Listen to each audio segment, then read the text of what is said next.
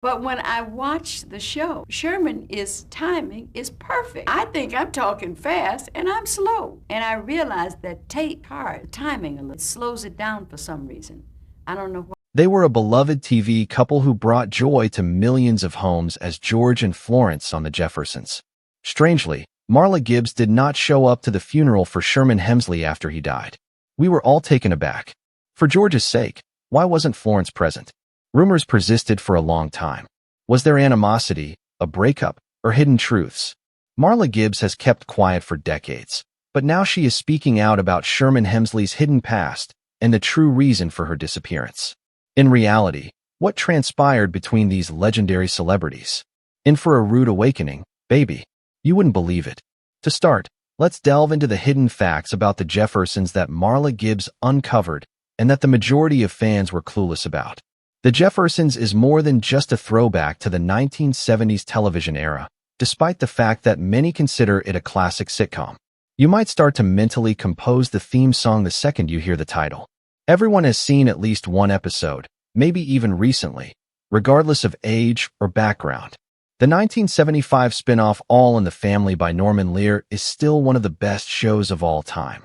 Despite airing during prime time on national television, the surprisingly thoughtful comedy managed to touch on themes of race and class. With performances by some of the most gifted performers of its day, The Jeffersons was revolutionary and continues to serve as a cultural touchstone for numerous reasons. An unspoken truth, however, lies beneath its laughter and charisma.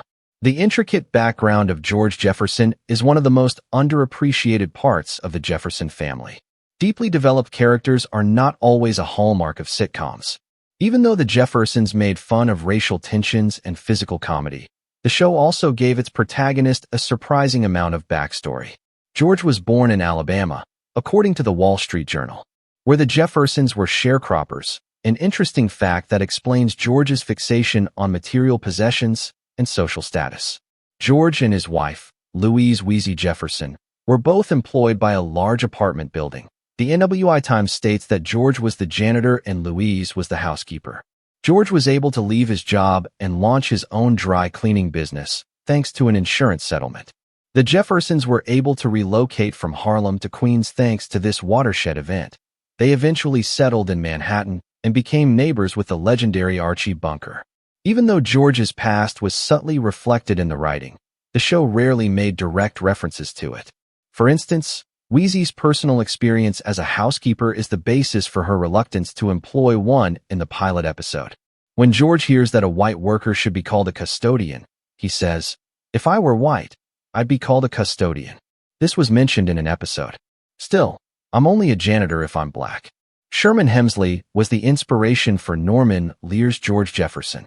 However, the character's debut on All in the Family did not occur until 1973. The show used George as a counterpoint to Archie Bunker's bigotry by explaining his tardiness by claiming he was uneasy entering a white man's home. There was a far more pragmatic explanation. The play Pulley was already in Hemsley's contract, and he was unwilling to back out. Hemsley was the only actor Lear wanted for the part after seeing him perform in Pulley in New York in 1970, as reported by Encyclopedia.com. Instead of casting someone else, Lear kept George offstage until Hemsley could be cast. Henry Jefferson, George's brother, was created by Lear and portrayed by Mel Stewart. Henry ended up getting more screen time and lines than George did. Stewart, however, vanished without a trace after Hemsley's release. On the very same day that George made his debut, Henry Jefferson made his final appearance, and we never saw him again.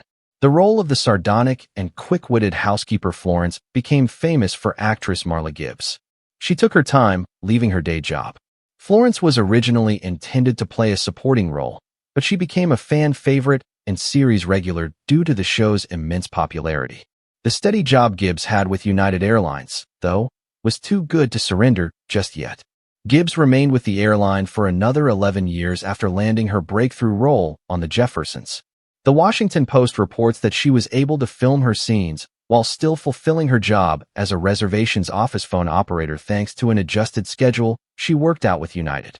Even though she would simply laugh it off, some callers could recognize her voice and made comments about it. Possible benefits of retaining her position as an airline employee? With her unlimited flight passes, Gibbs was able to better juggle her acting career with her work life. After 2 more years on the job, she decided to leave United to pursue acting professionally. Despite its innovative depiction of African Americans in the United States, The Jeffersons was not immune to criticism. Some viewers found the show's decisions insulting, even though it was groundbreaking in terms of race relations. The Baltimore Sun notes that many black viewers felt uneasy about certain parts of the show, such as George Jefferson's over-the-top pimp walk and general naivete, which they perceived as perpetuating harmful stereotypes. Ebony notes, though, that the show's creators did not make these decisions by accident. For viewers who weren't quite ready to accept black people for who they were, they made George Jefferson seem silly so the character and the show would be more acceptable. The racist character Archie Bunker from All in the Family served as inspiration for George Jefferson's character design. In their arsenals, both men stocked insults and sarcasm. White viewers may find Archie's racism uncomfortable to relate to, while George's career success and confidence may come across as aggression. It diluted the significance of George's success by making him slightly ridiculous, suggesting that he and his family would always be seen as second-class citizens regardless of how high they climbed. Despite his bigotry, George Jefferson did not practice racism. The Jeffersons was, at first glance, a humorous sitcom. George, on the other hand, was a hilariously inflated character who often got himself into absurd schemes, such as purchasing a piano he was ill-equipped to play and then having trouble bringing it into his apartment. On the other hand, George had more layers than any other TV character ever. Many people saw him as a black version of Archie Bunker, but Ebony points out that this is oversimplifying things. Despite George's early portrayal as being more than just Bunker, his primary purpose in the show was to serve as a foil to Archie. George and his family were fated for greatness and advancement, while Archie remained a stuck-up working-class man. Writer Jay Moriarty told The Hollywood Times that the main distinction was in the reasons for their bigotry. While George's bigotry stemmed from his experiences with institutional racism, Archie Bunker's was based on unadulterated prejudice. There were good grounds for George's mistrust of white people and the oppressive systems they represented. Archie, on the other hand, had no valid reasons to hate black people. The man behind George, Sherman Hemsley, wasn't your average sitcom star. He was a trained artist with years of experience. Hemsley was a member of the Negro Ensemble Company, NEC, a renowned acting troupe, and he went on to have a successful career, such as Angela Bassett and Denzel Washington. Ebony claims that the Jeffersons' creator, Norman Lear, knew Hemsley's immense talent and waited years to hire him. When Hemsley messed up lines during tapings, it wasn't because he was nervous or unprepared. He was very serious about his performance. It was really a kind of nonviolent resistance, according to Fame 10. Racist insults directed at both white and black characters were common in the first few seasons of The Jeffersons, but Hemsley eventually felt that his character needed to grow out of it. When the producers disregarded his demands for changes, Hemsley resorted to taking matters into his own hands by purposefully messing up lines or saying the offensive words too softly for the microphones to pick up, resulting in the producers reshooting scenes multiple times. His strategy paid off in the end, and the authors completely abandoned the use of racial slurs. This subtle but effective pushback from behind the scenes demonstrated Hemsley's dedication to his work and his wish to have his character portrayed with more respect. Sherman Hemsley and George Jefferson, what became of them? Those pesky Jeffersons? In the opinion of Marla Gibbs, Sherman Hemsley's life and career were far from ordinary. He played the iconic role of George Jefferson on The Jeffersons. Hemsley was an only child raised by his mother, aunt, and grandmother in South Philadelphia after being born on February 1, 1938, in Philadelphia, Pennsylvania. He joined the 20th Street Gang when he was a teenager and didn't meet his father until he was 14 years old. After seeing the imprisonment and deaths of his friends, Hemsley resolved to change his troubled upbringing. After enrolling in the Air Force for 4 years, he decided to drop out of high school in the 10th grade. Subsequently, Hemsley, intent on escaping his troubled past, enrolled at the Philadelphia Academy of Dramatic Arts. While pursuing acting, his true calling, he worked as a postman to make ends meet. He stumbled upon an ad for a community theater production one day as he was perusing the paper, and he was cast in the lead role following an audition. His career as an actor was only getting started. After taking his acting career to the next level in a number of Philadelphia plays, Hemsley relocated to New York, where he worked as a postman by day and a theater actor by night. He became a member of the Negro Ensemble Company in New York, a renowned workshop that had a significant impact on the careers of numerous illustrious actors, such as Samuel L. Jackson, John Amos, and Roxy Roker. While this was happening, Hemsley landed the role of Get Low, an Uncle Tom figure, in the Broadway play Purlie Victorious. Norman Lear, the legendary producer of All in the Family, Maude, and Good Times, was impressed by Hemsley's talent after seeing him perform in this play. Hemsley was told by Lear to give him a call whenever he came to California, as Lear had a role for him. After some time had passed, Hemsley finally arrived in California, and upon contacting Lear, the producer extended an audition for a part on All in the Family. Following Hemsley's appearance in Purlie Victorious, Lear crafted the role of George Jefferson with him in mind. Over 60 million people watched All in the Family every week, but George Jefferson had never made an appearance on the show, despite his name being mentioned for years. The original idea for George was to serve as a counterpoint to Carroll O'Connor's bigoted patriarch Archie Bunker. Unaware that he would be reading for the part of George Jefferson, Hemsley went in for his audition. Hemsley was the ideal choice, according to O'Connor, who informed Norman Lear the moment he saw him perform. Sherman, on the other hand, was first hesitant to play George since he wasn't actually George in real life. George was outspoken, racist, and noisy, while Hemsley was reserved and shy. Actress Isabel Sanford was first hesitant to cast Hemsley because she had hoped for a taller actor to portray her husband, Louise Weasley Jefferson. Despite these initial reservations, Hemsley and Sanford went on to form a strong on-screen and off-screen rapport. When George Jefferson first appeared on All in the Family, viewers were captivated by him, and the show's ratings surged. After only 4 episodes, Norman Lear decided to create a spin-off called The Jeffersons. It followed the African-American Jefferson family, as they went from running a successful dry cleaning business in Queens to Manhattan and eventually became very wealthy. Roxy Roker, who played Lenny Kravitz's mother Helen Willis, was one of several famous actors who joined the cast of The Jeffersons. Marla Gibbs plays the role of the sassy housekeeper Florence Johnston, while Franklin Cover plays the role of Tom Willis. Another surprising fact is that the iconic theme song for Good Times was actually sang by Jeanette Dubois, who played Willona Woods. Initial airing of The Jeffersons on CBS was on January 18, 1975. The show was an instant hit with viewers, even though the ratings weren't skyrocketing at first. That is, among black people in particular.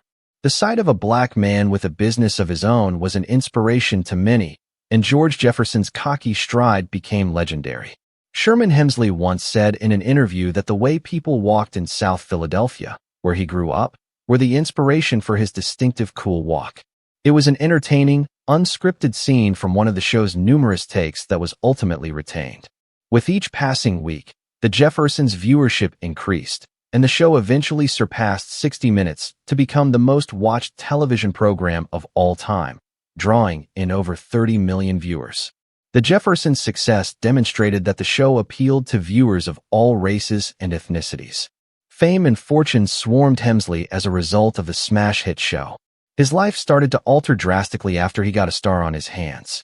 Sandra on 227 co-star Jackie Harry was Hemsley's close friend, and Harry recalled a time when Hemsley and Sherman were strolling together. Out of nowhere, a horde of curious onlookers rushed over to photograph and chat with them. Hemsley, who found it amusing, had no clue he was that well known. Unfortunately, Hemsley's reputation took a hit when rumors spread that he was involved with drugs and had a meth lab at home. Despite Hemsley's claims that he was a health-conscious person who regularly fasted and drank carrot juice to maintain his fitness, these rumors still spread. He cleared the air by denying the drug allegations, putting an end to the widespread misconceptions about his dedication to health and fitness. As a result of the Jeffersons' success, Marla Gibbs's character, Florence, the maid, got her own spin-off series. Checking In was the name of the show, but it didn't last long. Completed just 4 episodes prior to being terminated. Not long after that, Florence went back to live with the Jeffersons. At the same time, The Jeffersons had its share of problems, such as cast changes and changing air times that made the show hard to discover for viewers. Regardless, it managed to stay in the top 10 for a long time. Then, after 11 seasons, the show was abruptly canceled. Without any warning from producer Norman Lear, the cast, including Hemsley, learned of the cancellation through the newspaper. Even though the show's official demise was due to falling ratings, many fans felt that Lear had turned his attention to the increasingly dominant Cosby Show. Hemsley was flooded with offers for other parts after his time on The Jeffersons ended. After that, he starred in the 5-season sitcom Amen as Deacon Ernest Fry. Many viewers were devoted to the program because of the 90-year-old actor's portrayal of Riley, a character who had previously been on Amos and Andy. Music was another one of Hemsley's many loves in life, alongside acting. His skill as a jazz keyboardist and his release of the single, Ain't That a Kick in the Head, were mostly unknown to the general public. Fans couldn't stop laughing at his energetic dancing performance on Soul Train, making it a memorable moment. To top it all off, Hemsley dropped a whole dance album. Voiceover work for the live-action puppet series Dinosaurs and guest spots on The Fresh Prince of Bel-Air, Martin, The Wayans Brothers, Family Matters, and Tyler Perry's House of Pain were among Hemsley's many pursuits after Amen was canceled. In addition, he continued to promote himself by appearing in ads for companies like Denny's and The Gap. Unfortunately, Hemsley ran into financial troubles in 2005 and had to sell the rights to collect his residuals from TV reruns in order to make ends meet. Sherman Hemsley had relocated to El Paso, Texas, with his business associates Flora Inchington and Kenny Johnston in the years preceding up to his demise. Sherman, who lived with his family in El Paso, died of lung cancer on July 24, 2012, at the age of 63. Sherman, so the tale goes, had facial swelling approximately 1 month prior to his passing. His friend and manager Flora Inchington rushed him to the emergency room as a result. At first, the doctors assured him that everything appeared fine after the tests and blood work. Nonetheless, he was told by an additional physician that a substantial mass had been discovered on his right lung.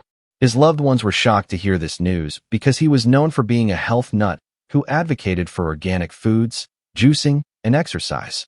Sherman was well known for his exemplary health. He had kicked the habit as a teenager. It was already difficult for him to accept the diagnosis because he had never felt ill. Sherman was given a month to live after the doctors informed him that his cancer was aggressive and rare. Sherman, who was very religious, flatly rejected the idea of chemotherapy. Especially since he had no symptoms, he did not believe in poisoning himself. Though he had strong feelings about the importance of health and wellness, he ultimately made the tough choice. Compounding matters, the oncologists who attended to Sherman had previously treated Flora's relatives, all of whom had succumbed to the disease. Even more shocking was what came next. Flora, Sherman's business manager, and Richard Thornton, Sherman's long-lost half-brother, were involved in a legal battle over who should have custody of Sherman's remains after he passed away, so his body was kept in the fridge for 3.5 months.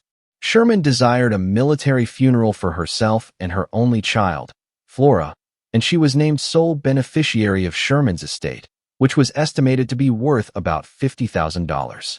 The medical examiner attempted to reach Sherman's relatives via his cell phone, but instead reached Richard Thornton, who shared Sherman's paternal ancestry. By arguing that Sherman's state of mind was cloudy when he made the decision a month before he passed away, Richard challenged Sherman's will in a civil lawsuit, arguing that the will was invalid. Reverend Michael George Wells, a third individual, also came forward, asserting his status as Sherman's cousin and the only living relative.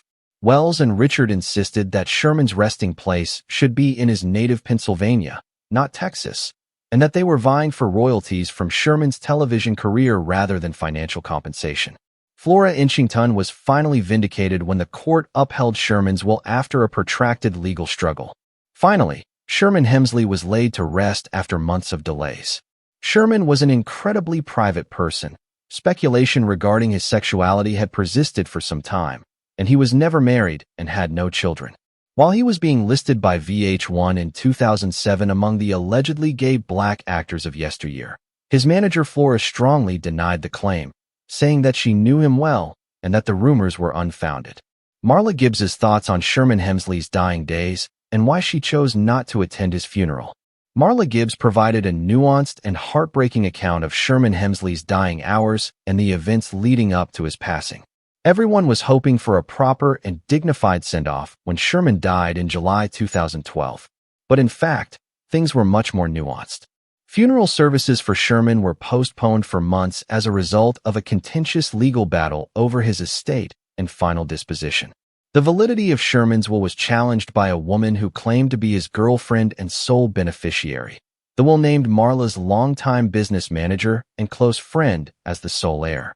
Because of this protracted legal dispute over decision-making authority over Sherman's remains, the funeral was postponed from summer into November. This estate dispute was at the heart of Marla Gibbs's decision not to attend the funeral. It was difficult for Sherman's loved ones to come together and grieve as they wanted because of the tension and sadness caused by the continuing dispute. Because of the postponement, his loved ones were unable to receive the traditional funeral service that would have provided them with comfort at that difficult time. In interviews and conversations, Marla conveyed both sadness and a subtle sense of frustration over the situation. Sherman had her utmost respect, and she hoped his last days were peaceful. What should have been a moment of remembering and celebrating his life was instead overshadowed by the legal battles. Because she believed the truth would emerge in due time, she maintained her faith in Sherman's will. Marla Gibbs carries on Sherman Hemsley's legacy in spite of the controversy and postponement that surrounded his death. She will always remember him as an exceptional actor, but also as a dear friend whose legacy will be remembered through the innovative work they did together on the Jeffersons. A lot of people thought Sherman Hemsley was underappreciated throughout his career. For his work on the Jeffersons, he received 2 Emmy and Golden Globe nominations in 1984 and 1985, respectively, and he took home an NAACP Image Award in 1982. The Television Academy Hall of Fame inducted him in 2012. Sherman was honored for his legacy even after he passed away. Jimmy Kimmel's show in 2019 featured a live performance of All in the Family and the Jeffersons, starring Jamie Foxx as George Jefferson, Wanda Sykes as Wheezy, and Jennifer Hudson singing the theme song. Sherman Hemsley, who had an indelible mark on television, passed away at the age of 74, and an indelible mark as one of television's most beloved icons. This video concludes with that. It was nice to have you over. Do yourself a favor and subscribe to our channel if you liked what you heard. That way, you'll be the first to know when we upload new videos. Catch you later.